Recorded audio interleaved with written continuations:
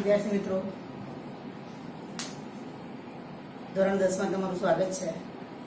અહીંયા પહેલા તો એસએસ નું આપણે પુસ્તક પરિચય મેળવીશું, કેમ કે પાઠ 1 થી 7 ઇતિહાસ, પાઠ 8 થી 14 ભૂગોળ, પાઠ 15 થી 19 અર્થશાસ્ત્ર અને પાઠ 20 and 21 એ સમાજ વિદ્યા. બરાબર. હવે એવું કરીને આપણું આખું સમાજ વિદ્યાની બુક બની છે, તો આટલા પાઠ વિશે આપણે ચર્ચા કરવાની છે. અને 1 થી 7 પાઠની અંદર માત્ર ને માત્ર ભારતના વારસા વિશે જ આપણે ચર્ચા કરવાની છે. તો શરૂઆત કરીશું આપણે પાઠ 1 વિશે.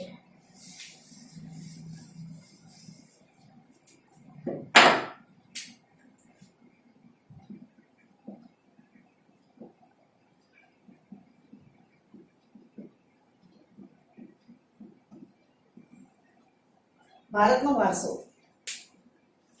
હવે ભારત માટે એવું કહેવાય છે કે ભારત દેશ એક મહાન દેશ છે અને ભારતમાં ઘણી બધી પ્રજાતિઓ આવીને વસે.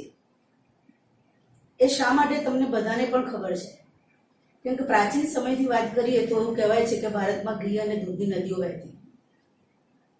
એનો મતલબ એ છે કે ભારત સુખી અને સમૃદ્ધ દેશ છે અને ભારતની સંસ્કૃતિથી, ભારતની સમૃદ્ધિથી આકર્ષાઈને વિદેશી પ્રજાનું ભારતમાં આગમન થયું. એટલે તમને બધાને ખ્યાલ છે, ધોરણ 8 અને 9 માં તમે શીખી ગયા છો. પણ અહીંયા થોડુંક વધારે આગળ પડીશું. આપણે પ્રાચીન ગ્રંથ છે વિષ્ણુ પુરાણ. વિષ્ણુ પુરાણની અંદર એવું કહેવાયું છે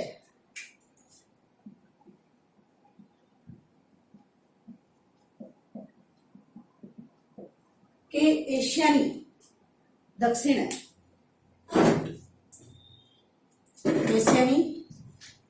હિમાલય અને હિમાલયમાં જે નીચે છે ત્યાં ભારતની ઉત્તરે હિમાલય આવેલો છે. બરાબર. તો આમ જોવા જઈએ તો સમગ્ર વિશ્વમાં સૌથી મોટો ખંડ એશિયા, અને એશિયામાં આવેલો સૌથી વિસ્તારની દ્રષ્ટિએ જોઈએ તો 7મો ક્રમ દેશ ધરાવે છે, અને વસ્તીની દ્રષ્ટિએ જોઈએ તો ચીન પછી ભારતનો ક્રમ બીજો છે. તો ભારતની જે સંસ્કૃતિ છે, સંસ્કૃતિ વિશે વાત કરીએ તો આપણા જે ઋષિમુનિઓ છે, સંતો છે, શિક્ષકો છે, કલાકારો, કારીગરો, શિક્ષણ શાસ્ત્રીઓ, વિદ્વાનો, વૈજ્ઞાનિકો, આ બધાનો મોટો ફાળો જોવા મળે છે. સંસ્કૃતના ઘડતરમાં યત્કિંચિત યાની કે યથાશક્તિ દરેકે પોતાનો ફાળો આપ્યો છે. એટલે એવું કહી શકાય કે ભારતીય સંસ્કૃતિ સમગ્ર વિશ્વમાં એટલી જ પ્રચલિત છે, અને સંસ્કૃતિના કારણે જ ભારતીય સંસ્કૃતિના કારણે જ આપણો દેશ આજે આપણે ગર્વથી કહી શકીએ કે મેરા ભારત મહાન. બરાબર. આગળ જોઈશું તો ભારત દેશ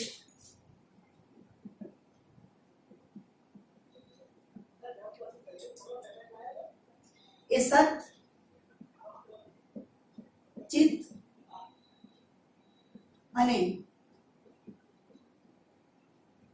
આનંદની અનુભૂતિ કરાવે છે. સત, ચિત્ત અને આનંદની અનુભૂતિ કરાવે છે ભારતીય સંસ્કૃતિ. તો સત મીન્સ સાચું બોલો, તો ચિત્ત મીન્સ મન. તમે જો હંમેશા સાચું બોલશો તો તમારું ચિત્ત યાની કે તમારું મન હંમેશા પ્રસન્ન રહેશે. એનું કારણ છે કે એક જૂઠ છુપાવવા પાછળ આપણે હજારો જૂઠ બોલવા પડે ને આપણું માઇન્ડ ડિસ્ટર્બ થાય. એટલે આપણી સંસ્કૃતિ જ આપણને શીખવાડે છે કે હંમેશા સાચું બોલો અને આપણા મનને હંમેશા પ્રસન્ન રાખીએ. રાઈટ. ભારતીય સંસ્કૃતિ આપણને શાંતિ અને અહિંસાના મૂલ્યોની ભેટ આપી છે.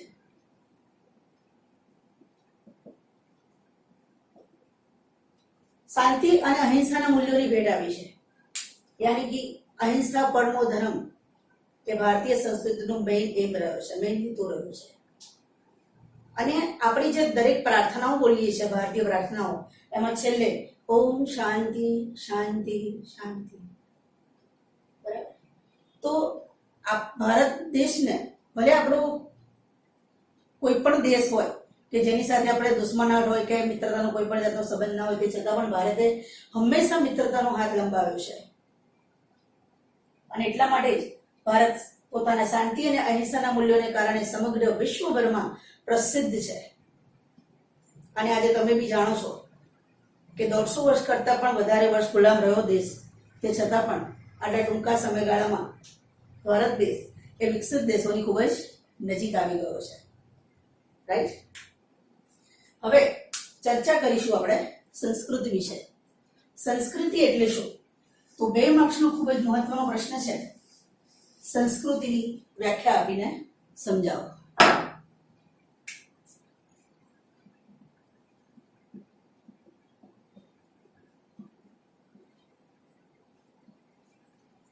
તો પહેલાના પ્રાચીન સમયની વાત આપણે કરીએ તો આદિમાનવ ગુફામાં રહેતા અને અત્યારે માનવ ઘરમાં રહે છે, બધાને ખબર છે. તો ગુફાથી ઘર સુધીની જે વિકાસ યાત્રા છે એને આપણે સંસ્કૃતિ કહીશું. માનવીની ગુફાથી ઘર સુધીની વિકાસ યાત્રા એટલે સંસ્કૃતિ.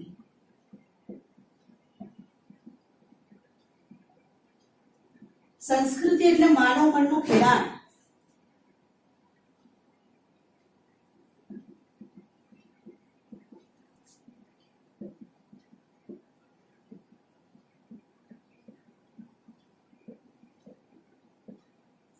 સંસ્કૃતિ એટલે જીવન જીવવાની રીત, માનવીની જીવન જીવવાની રીત, યાની કે the way of life style.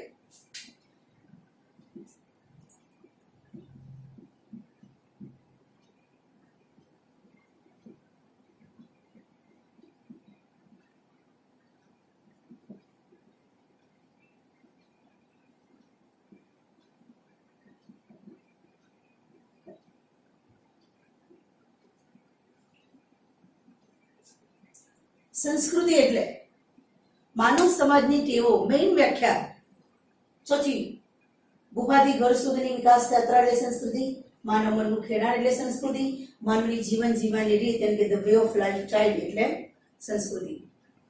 તો ચોથી વ્યાખ્યા છે માનવ સમાજની ટેવો, મૂલ્યો, આચાર વિચાર, રહેણી કરણી,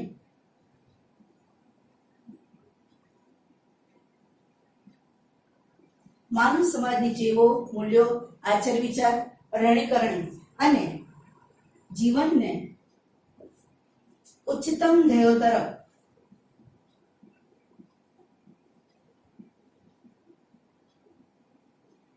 લઈ જતા આદર્શોનો સરવાળો એટલે સંસ્કૃતિ. તો અહીંયા આપણે 4 માર્ક્સનો પ્રશ્ન, 4 વ્યાખ્યા લખો એટલે તમારા 2 માર્ક્સનો પ્રશ્ન પૂરો થાય. માનવીની ગુફાથી ઘર સુધીની વિકાસ યાત્રા એટલે સંસ્કૃતિ. સંસ્કૃતિ એટલે માનવ મનનું ખેડાણ. સંસ્કૃતિ એટલે માનવીની જીવન જીવવાની રીત. માનવ સમાજની ટેવો, મૂલ્યો, આચાર વિચાર, રહેણી કરણી અને જીવનને ઉચ્ચતમ ધ્યેયો તરફ લઈ જતા આદર્શોનો સરવાળો એટલે સંસ્કૃતિ. તમને બધાને બરાબર સમજાઈ ગયું હશે. અને મોસ્ટ આઈએમપી ક્વેશ્ચન છે, બરાબર. એટલે આપણે એને વ્યવસ્થિત રીતે તૈયાર કરવું પડશે, બરાબર.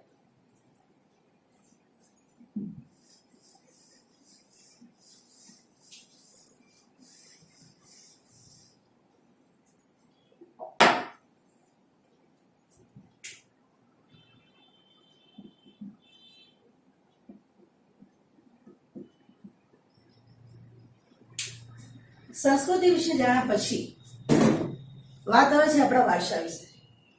તો વારસો એ શું છે?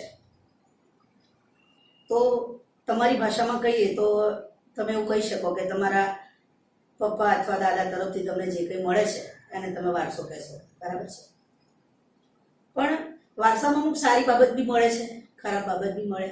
આઈ મીન દેવું બી મળે, ધન બી મળે, માલ મિલકત જમીન જાગીર મળે, રોગ બી વારસા મળે, બરાબર છે?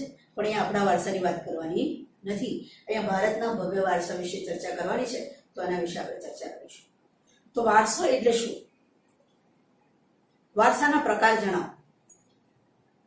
વારસો એટલે આપણને આપણા પૂર્વજો તરફથી મળેલી અમૂલ્ય ભેટ છે. વારસો એ આપણને આપણા પૂર્વજો તરફથી મળેલી અમૂલ્ય ભેટ છે. અને વારસાના બે પ્રકારમાં વિભાજિત કરી શકાય છે વારસાને, બરાબર?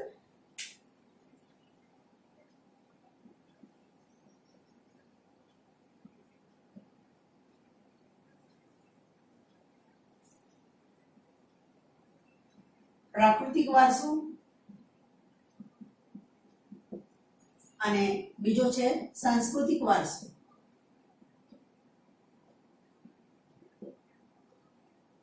પ્રાકૃતિક વારસાને આપણે કુદરતી વારસો પણ કહી શકીએ છીએ, જ્યારે સાંસ્કૃતિક વારસાને માનવ સર્જિત વારસા તરીકે પણ ઓળખવામાં આવે છે.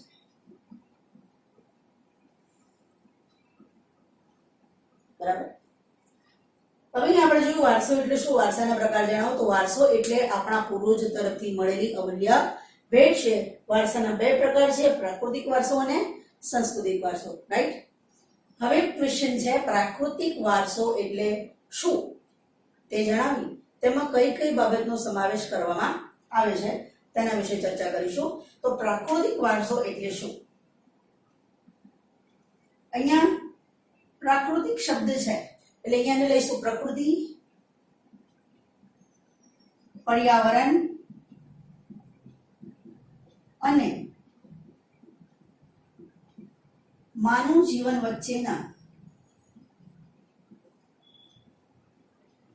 નિકટતમ સંબંધોનું પરિણામ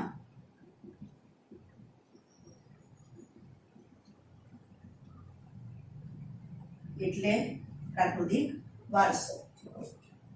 પ્રકૃતિ, પર્યાવરણ અને માનવ જીવન વચ્ચેના નિકટતમ સંબંધોનું પરિણામ એટલે પ્રાકૃતિક વારસો. હવે પ્રાકૃતિક વારસામાં કઈ કઈ બાબતોનો સમાવેશ કરવામાં આવે છે? તો બહુ નાના ધોરણની અંદર તમને આવતું હતું કે ભાઈ કુદરતી વસ્તુઓ વિશે નામ આપો, તો તમે સૂર્ય, ચંદ્ર, તારા બધું કહેતા હતા, ઝાડ, ફૂલ, બરાબર? તો એ પણ આ જ વસ્તુ છે, પણ શબ્દ થોડાક બદલાય છે. તો પ્રાકૃતિક વારસામાં કઈ કઈ બાબતોનો સમાવેશ થાય છે? તો પહેલા લઈશું પુષ્પો યાની કે ફૂલો, છોડવાઓ, ઝાડ, એના માટે તમે વૃક્ષ લખી શકો છો, જંગલો, વન્યજીવો, બરાબર? હવે આવશે નદીઓ, ઝરણા, સરોવરો, સમુદ્રો. ત્યાર પછી ભૂમિદ્રશ્યો વિશે વાત કરીશું. તો રણ પ્રદેશ, મેદાની પ્રદેશ, ઉચ્ચ પ્રદેશો, પર્વતીય પ્રદેશો,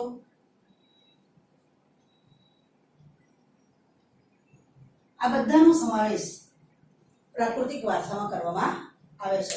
તો છે ને સર, ખૂબ જ અગત્યનો ક્વેશ્ચન, પ્રાકૃતિક વારસો એટલે શું, તેમાં કઈ કઈ બાબતોનો સમાવેશ થાય છે? ફરી એકવાર, પ્રકૃતિ, પર્યાવરણ અને માનવ જીવન વચ્ચેના નિકટતમ સંબંધોનું પરિણામ એટલે પ્રાકૃતિક વારસો. પ્રાકૃતિક વારસામાં સમાવિષ્ટ બાબતો પુષ્પો, છોડવા, વૃક્ષ, જંગલો, વન્યજીવો યાની કે જંગલમાં વસતા પ્રાણીઓ, નદીઓ, ઝરણા, સરોવર, સમુદ્રો, રણ પ્રદેશો, મેદાની પ્રદેશો, ઉચ્ચ પ્રદેશો અને પર્વતીય પ્રદેશો યાની કે સમગ્ર ભૂમિદ્રશ્યોની ચર્ચા આમાં થઈ ગઈ. આ બધાનો સમાવેશ આપણે શેમાં કરીએ છીએ? તો પ્રાકૃતિક વારસા.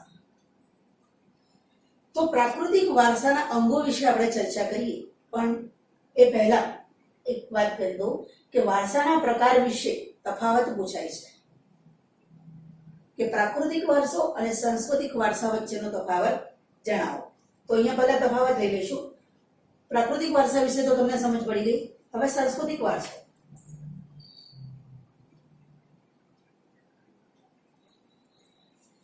કુદરતી આપણને ઘણું બધું આપ્યું છે.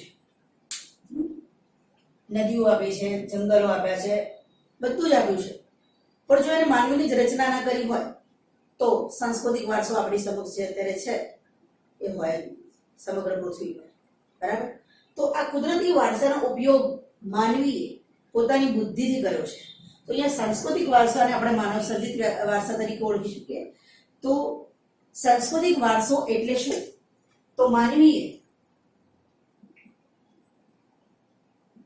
પોતાની બુદ્ધિ શક્તિ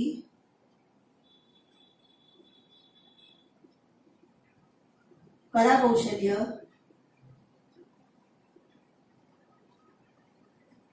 અને આવડત દ્વારા જે કંઈ રચ્યું છે કે સર્જ્યું છે તેને સાંસ્કૃતિક વારસો કહે છે. હવે સાંસ્કૃતિક વારસામાં કઈ કઈ બાબતોનો સમાવેશ થાય? આ પણ 2 માર્ક્સનો અગત્યનો ક્વેશ્ચન કે સાંસ્કૃતિક વારસો એટલે શું, તેમાં સમાવિષ્ટ બાબતો વિશે માહિતી આપો. તો સાંસ્કૃતિક વારસામાં જો ભાઈ તાજમહેલ એક જ છે એટલે તાજમહેલો નહીં આવે, ફક્ત તાજમહેલ. રાજમહેલો, સ્તૂપો, ચૈત્યો, વિહારો, ગુફાઓ, કિલ્લાઓ, દરવાજા, ઉત્ખનન કરેલા સ્થળો,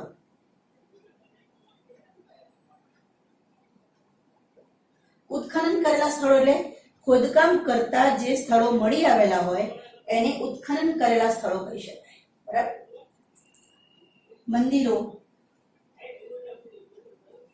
મસ્જિદ, ગુંબજો, મિનારાઓ, આ બધાનો સમાવેશ આપણે સાંસ્કૃતિક વારસામાં કરીએ છીએ. રાઈટ? તો તમને 2 અગત્યના ક્વેશ્ચન વિશે માહિતી મળી ગઈ હશે. પ્રાકૃતિક વારસો એટલે શું, તેમાં સમાવિષ્ટ બાબતો વિશે જણાવો. સાંસ્કૃતિક વારસો એટલે શું, તેમાં સમાવિષ્ટ બાબતો કઈ કઈ છે તેના વિશે જણાવો. અગેન સાંસ્કૃતિક વારસો એટલે શું જોઈ લઈએ. માનવી પોતાની બુદ્ધિશક્તિ, કલા કૌશલ્ય અને આવડત દ્વારા જે કંઈ મેળવ્યું છે કે રચ્યું છે કે સર્જ્યું છે તેને આપણે સાંસ્કૃતિક વારસો કહીએ છીએ. સાંસ્કૃતિક વારસામાં સમાવિષ્ટ બાબતો તાજમહેલ, રાજમહેલો, સ્તૂપો, ચૈત્યો, વિહારો, ગુફા, કિલ્લા, દરવાજા, ઉત્ખનન કરેલા સ્થળો, મંદિરો, મસ્જિદો, ગુંબજો, મિનારાઓ, મકબરાઓ, આ બધાનો સમાવેશ આપણે સાંસ્કૃતિક વારસામાં કરી શકીએ. હવે તફાવતની દ્રષ્ટિએ જોઈએ તો આ વસ્તુ તો આપણે તફાવતમાં લેવાની જ છે. સાથે સાથે એક પોઈન્ટ જ વધારવાનો છે કે કુદરત સર્જિત છે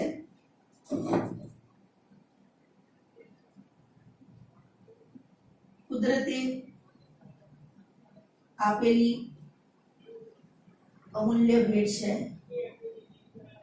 તો આ સાંસ્કૃતિક વારસો એ માનવીએ આપેલી અમૂલ્ય ભેટ છે.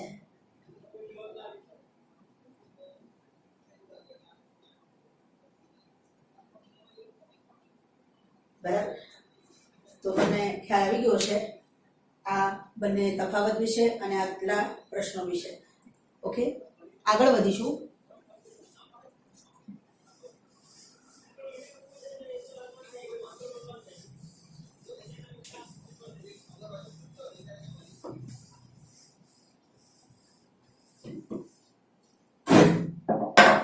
પ્રાકૃતિક વારસાના અંગો વિશે આપણે ચર્ચા કરીશું.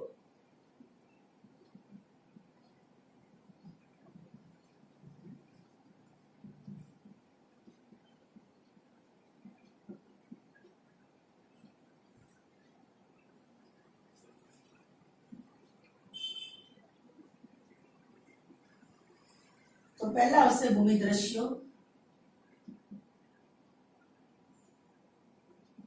નદીઓ, વનસ્પતિ જીવન અને વન્યજીવ. તો તમને ક્વેશ્ચન પૂછાય છે કે પ્રાકૃતિક વારસાના અંગો વિશે કોઈ પણ ભૂમિ દ્રશ્ય વિશે માહિતી આપો, પ્રાકૃતિક વારસાના એક અંગ તરીકે નદીઓ વિશે માહિતી આપો, પ્રાકૃતિક વારસાના એક અંગ વિશે વનસ્પતિ જીવન વિશે માહિતી આપો, પ્રાકૃતિક વારસાના એક અંગ તરીકે વન્ય જીવન અંગે માહિતી આપો. ચારમાંથી કોઈ પણ એક વિશે પૂછાઈ શકે છે. બરાબર. તો શરૂઆત કરીએ આપણે ભૂમિ દ્રશ્યો. તો પહેલા આપણે જોઈએ, તમે ભારતનો નકશો જોયો તો સૌથી ઉપર હિમાલય છે. બરાબર. તો ઉત્તરે હિમાલય છે. તો હિમાલય એ એમ કહી શકાય કે ભારતની કુદરતી સીમા છે. બરાબર. તો રક્ષણ કરે છે ભારતનું, અને એને ખાतिर ભારતમાં જે એશિયાના પવનો અતિશય ઠંડા પવનો આવે છે એ ઠંડા પવનને ભારતમાં આવતા રોકીને ભારતનું ઠંડીથી પણ રક્ષણ કરે છે. હવે હિમાલયની છે તો અહીંયા આવશે તળેટી. તો તળેટીમાં જંગલો આવશે, ગીચ જંગલો. જંગલો છે એટલે જંગલી જીવો પણ હોય. બરાબર. તરાઈના પ્રદેશો, હિમાલયની અંદર તળેટીના જંગલો, એમાં વન્યજીવો અને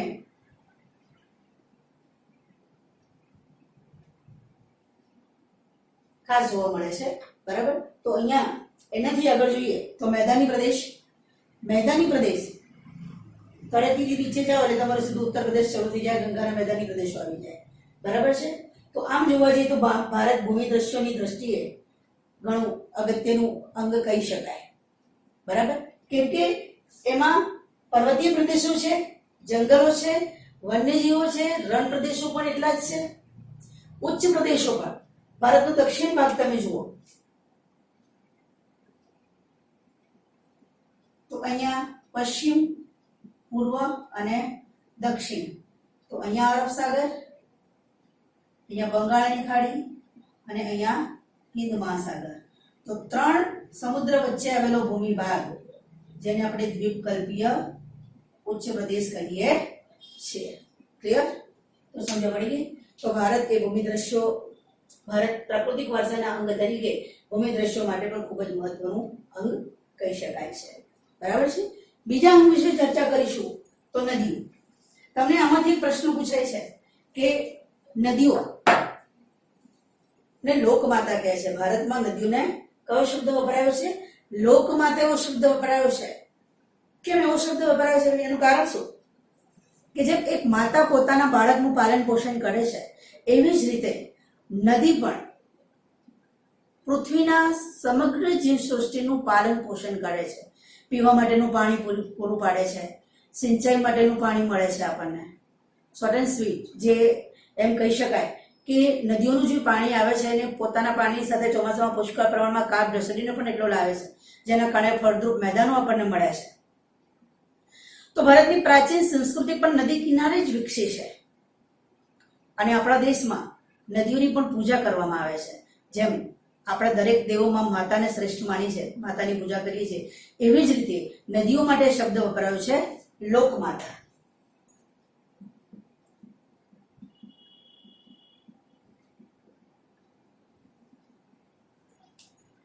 ભારતમાં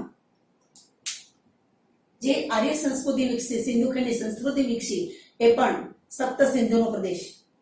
પંજાબની 5 નદીઓ સતલુજ, રાવી, ઝેલમ, ચિનાબ, બિયાસ, સિંધુ અને ગંગા.